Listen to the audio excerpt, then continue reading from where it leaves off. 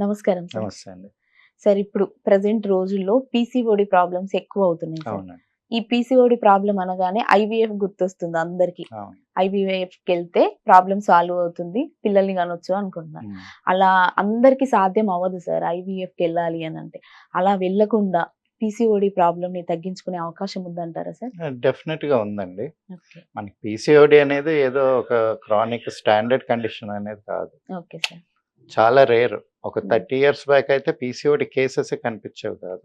Yes అంటే sir. మాకప్పుడు తెలిసిన gynaecologist అవును. ఉన్నారు. వాళ్ళు అవును సార్. చెప్పేవాళ్ళు ఏంటి హ్మ్. స్పెషల్‌గా పిల్లలందరినీ క్లాస్ మధ్యలో ఆపి తీసుకెళ్ళి చూపించేవాళ్ళంట మెడికల్ హ్మ్. స్టూడెంట్స్‌ని. ఇదిగో పీసీఓడీ అంటే ఇది ఇలాగుంటాయి హ్మ్. కండిషన్స్ అని.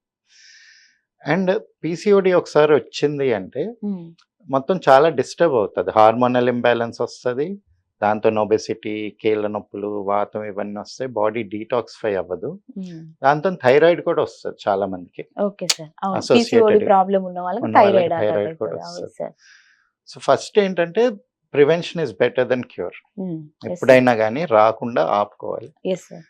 వస్తుంది ఎందుకొస్తుంది అంటే హ్మ్. మా కాన్సెప్ట్ ఎప్పుడు కూడా ఎలాగుంటదంటే healing life not just the body. Hmm. Yes sir. ఇప్పుడేదో ప్రాబ్లమ్ వచ్చిన తర్వాత హ్మ్. దాన్నేదో ఆపరేషన్ చేసేయడం, కెమికల్‌తో చంపేయడమో కాదు. అవును సార్. రాకుండా అరికట్టగలగాలి. వచ్చిన దాన్ని ఎలా? మళ్ళీ న్యాచురల్ స్టేట్‌కి ఎలా తీసుకెళ్ళాలి. Yes sir. ఎందుకంటే ప్రతి బాడీ కూడా హెల్తీగా ఉండాలనే కోరుకుంటది. Yes sir. అవును. అది ఇన్‌బిల్ట్ మెకానిజం హ్మ్. ప్రతి జీవిలోని. హ్మ్. ఏది కూడా నేను ఇలాగా కదలకుండా ఉండాలి, సిక్ అవ్వాలని చెప్పి ఎక్కడ అనుకోరు. అనుకోదు. అండ్ ప్రతి బాడీలోని కూడా రికవరీ మెకానిజం కూడా ఉంటది. హ్మ్. సెల్ఫ్ రిపేరింగ్ వెహికల్ మనది. అవును సార్.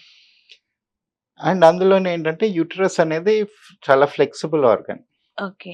ప్రతి మంత్ పీరియడ్స్ వస్తాయి. మారుతా ఉంటది. అవును సార్. డైనమిక్స్ మారుతుంటాయి. అవును. పిల్లలు పుట్టేటప్పుడు 9 నెలల్లో ఈ సైజ్‌కి పెరుగుతది. Yes sir. మళ్ళీ ఇమ్మీడియేట్‌గా ఈ సైజ్‌కొచ్చేస్తది. అవును so, sir. It's a very అంటే డైనమిక్ ఆర్గన్ అన్నమాట. హ్మ్.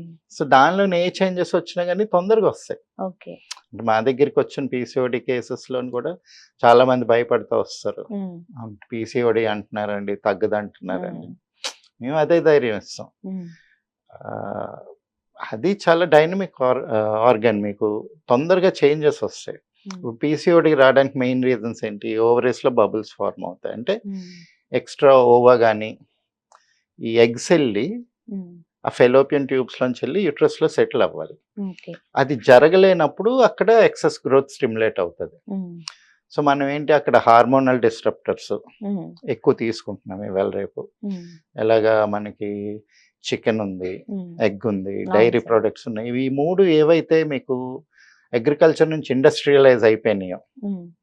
ఈ మూడిట్లోని హార్మోనల్ డిస్రప్టర్స్ ఎక్కువొస్తున్నాయి. హ్మ్. అలాగే మనం తినే ఫుడ్‌లో అజినోమోటో గాని, హ్మ్. ఈ జంక్ ఫుడ్, హ్మ్. ఇందులో వీళ్ళు వాడే పామ్ ఆయిల్, హ్మ్. మనం ఇంట్లో వాడుకునే ఆహ్, రిఫైన్డ్ ఆయిల్, అవును సార్. ఇవన్నీ కూడా హార్మోనల్ డిస్రప్టర్స్. హ్మ్. వీటి వల్ల అక్కడ హార్మోనల్ ఇంబాలెన్స్ క్రియేట్ అయ్యి, హ్మ్. ఓవరీస్‌లోని మీకు ఇంబాలెన్స్ క్రియేట్ అయ్యి పీసీఓడీ వస్తుంది. హ్మ్.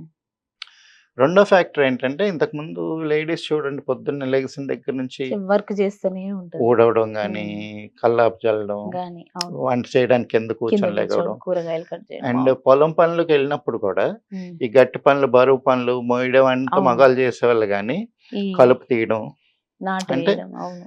నాట్లు వేయడం, ఇవన్నీ ఏదైతే హ్మ్. మీకు బెల్లీ మీద అవును. ఎఫెక్ట్ పడి, కోర్ బ్యాక్ స్ట్రెంత్ పెంచే పనులన్నీ లేడీస్‌తోనే చేపిచ్చేవాళ్ళు. Yes sir. దాంతోనేంటి మీకు ఏరియాలోని ఎక్కడ ఫ్యాట్ ఫ్యాట్ డిపాజిట్ అయ్యేది ఉండదు. కాదు. Yes sir. కానీ అవును. ఇప్పుడు ఏరియాలో బయట ఫ్యాట్ డిపాజిట్ అవుతుంది అంటే, అంటే మీకు ఆ ఏరియాలోని వర్క్ లేదు. ఓకే. సో, యూట్రస్ లోపల కూడా ఫ్యాట్ డిపాజిట్స్ ఉంటున్నాయి. హ్మ్. ఇవి మీకు అబ్‌స్ట్రక్షన్ కాజ్ చేస్తున్నాయి. హ్మ్. సో, పీసీఓడీ రాకుండా ఉండాలంటే లేడీస్ కంపల్సరీ అబ్డామినల్ ఎక్సర్‌సైజెస్ చేసుకోవాలి. హ్మ్. గుంజీలు తీయడం, హ్మ్. ఎక్కువ కింద కూర్చొని లెగవడం, హ్మ్. సైక్లింగ్. హ్మ్. ఎందుకంటే మనం ఇంతకు ముందులాగా ఇప్పుడు రుబ్బడాలు ఇలాంటివి ఏం ఏమి లేవు. లేవు. అవును సార్. ఏదన్నా గాని బటన్ నొక్కడమే వర్క్. అవును సార్. అవును. సో, అంత లేనప్పుడు ఎక్సర్‌సైజ్ అనేది మన రొటీన్‌లోకి ఇంక్లూడ్ చేసుకోవాలి అవును సార్. కంపల్సరీగా. హ్మ్. అందుకే మనోళ్ళెప్పుడు యోగా చేపిచ్చేవాళ్ళు. Yes sir. యోగాసనాలు, సూర్య నమస్కారాలు, హ్మ్. హఠ యోగా చేసినప్పుడు బాడీ మొత్తం ఫ్లెక్సిబుల్‌గా ఉంటది. కోర్ బ్యాక్ కూడా స్ట్రెంథెన్ అవుతది. హ్మ్. సో, ఇలాంటివి చేసుకున్నప్పుడు మనం రాకుండా అవాయిడ్ చేసుకోవచ్చు. హ్మ్. వచ్చిన తర్వాత ఏం చేసుకోవాలంటే మేము చూసేది ఏంటంటే మెటబాలిక్ ఇంబ్యాలెన్స్ ఇది. ఉమ్, అంటే మన ప్రాణం ఉమ్, ఈ షట్ చక్రాల్లో ఫ్లో అయ్యి ఉమ్, ఒక్కొక్క చక్రం ద్వారా ఒక్కొక్క ఫంక్షన్ని చేస్తది. ఉమ్, సో ఈ పీసీఓడి అనే డిసీజ్ వచ్చేసరికి మనకి 2 చక్రాలు ఎఫెక్ట్ అవుతాయి. ఒకటేంటంటే మన మూలాధార చక్రం, ఉమ్, ఇంకొకటి స్వాదిష్టాన చక్రం. ఉమ్, మన మూలాధార చక్రం ఏంటి? బ్రహ్మ, అందులో ఒక డైటీ. ఉమ్, సో క్రియేషన్, ఆ కొత్త క్రియేషన్‌ని అక్కడ ఆపుతుందనమాట. ఉమ్. ఆ క్రియేషన్ అనే ఎనర్జీ ప్రతి మనిషిలోనే ఒక క్రియేషన్ అనే ఎనర్జీ ఉంటది. అవును సార్. ఆ క్రియేటింగ్ న్యూ థింగ్‌ని అక్కడ బ్లాక్ వచ్చింది. అంటే బ్రహ్మ అనే ఎనర్జీలోని ఇంబాలెన్స్ వచ్చింది. అవును. దాన్ని కాంపెన్సేట్ చేస్తే అవును. ఇది మళ్ళీ ఫంక్షనాలిటీ నార్మల్‌కొస్తది. ఉమ్, అలాగే మన స్వాదిష్టాన చక్రం, ఉమ్, అంటే మన న్యూట్రస్, ఈ హార్మోనల్ బ్యాలెన్స్ అంతా మెయింటైన్ చేసేది. అందుకే చూడండి పీసీఓడి రాగానే చాలా మందికి మూడ్ స్వింగ్స్ రావడం, అవును సార్. ఓపిక లేదనిపించడం. ఉమ్, సో మన కంట్రోల్‌ని మనం తప్పేలా చేస్తుంటది. ఉమ్, సో ఈ 2 చక్రాలు బ్యాలెన్స్ చేసినప్పుడు ఉమ్, మనకి ఆ పీసీఓడి అనేది సమస్య తగ్గిపోతుంది. ఉమ్. అంటే చాలా మంది వచ్చారు ఐవీఎఫ్‌కి అవును వెళ్ళాలంటున్నారు సార్. అది ఇదని.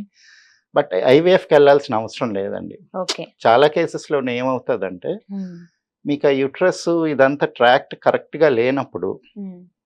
ఐవీఎఫ్ ద్వారా చేసినా సరే అది నిలబడదు. అవును అంతే సార్. ప్రతిసారి సక్సెస్ అవ్వదు కదా! అవును సార్. కొన్ని ఫెయిల్యూర్స్ అవుతుంటాయి, అబార్షన్స్ అవుతాయి, మళ్ళీ రీసెట్, రీఅడ్జస్ట్ అవుతుంటారు. ఉమ్, బట్ లైఫ్ అనేది ఎప్పుడైనా న్యాచురల్‌గా ఫ్లో అయినప్పుడు, ఉమ్. న్యాచురల్‌గా సెట్ అయినప్పుడు ఓకే సార్. అది దాని లాంగివిటీ ఉంటది. ఉమ్, ఈజీ బర్త్ ఉంటది. Okay sir. దాన్ని సస్టైన్ చేసుకోవడానికి అంత కష్టపడాల్సిన అవసరం లేదు. ఉమ్, సో ఇలాగా చాలా కేసెస్ చేసామండి. సో ఉమ్, ఐవీఎఫ్‌కి వెళ్ళాల్సిన అవసరం లేదు ఉమ్. పీసీఓడికి. ఒక 3-6 మంత్స్‌లోని చాలా మందికి నార్మల్ అయిపోతది. ప్రెగ్నెన్సీ ఇవన్నీ కూడా న్యాచురల్‌గానే అవుతాయి. అంటే ఈ పీసీఓడి ప్రాబ్లమ్ ఉన్న వాళ్ళకి గాలి బుడగలు ఉంటాయి కదా సార్. అవునండి. అవి తీసేయాలి అంటే కంపల్సరీ సర్జరీ చేయాలి అంటున్నారు. అది ఎంతవరకు నిజం సార్? అంటే ఇప్పుడు చాలా మంది మెడిసిన్స్ ఇస్తున్నారు. ఈ అవును హార్మోనల్ సార్. బ్యాలెన్స్ మెయింటైన్ చేయడానికి ఎస్ట్రోజన్ టాబ్లెట్స్ అవి ఇవి ఇస్తారు. అవును సార్. దాంతోనే అవి మెయింటైన్ చేస్తున్నారు. కొంతమందికి న్యాచురల్‌గానే తగ్గుతాయి. ఓకే. అదే చెప్పాను కదా! మనకి టాబ్లెట్స్‌తో ఎప్పుడైతే తగ్గే అవకాశం ఉందంటారా? అందరికీ తగ్గదు. ఓకే. ఓకే. బట్ మన మెడిసిన్‌లోని మేమేదైతే ఈ మూలాధార ఓకే. చక్రాది, ఓకే. ఆ! స్వాదిష్టానాది ఇస్తామో ఆ! దాంతోనే అవి క్లియర్ అవుతాయండి గాలిబుడగలనేవి. ఎందుకంటే చెప్పాం గదా! ఏ ప్రతి నెల మారుతుంటది యూట్రస్, హ్మ్. ఓవరీస్ కొత్తవి ప్రొడ్యూస్ చేసి. ఎప్పుడైతే మనకి ఆ ఫెలోపియన్ ట్యూబ్స్ క్లియర్ అయ్యి, హ్మ్. ఆ బల్కీ యూట్రస్ తగ్గిపోయి, హ్మ్. మొత్తం క్లీన్ అయ్యి, మళ్ళీ ఫ్లెక్సిబిలిటీ పెరిగిందనుకోండి, హ్మ్. ఆ ప్రాబ్లమ్ ఆటోమేటిక్‌గానే సెట్ అయిపోతది. బాడీ దాన్ని మళ్ళీ రీఅడ్జస్ట్ చేసుకుంటది. Okay sir. Okay sir. మంచి ఇన్ఫర్మేషన్ ఇచ్చారు పీసీఓడి గురించి. Thank you so much sir. Thank you.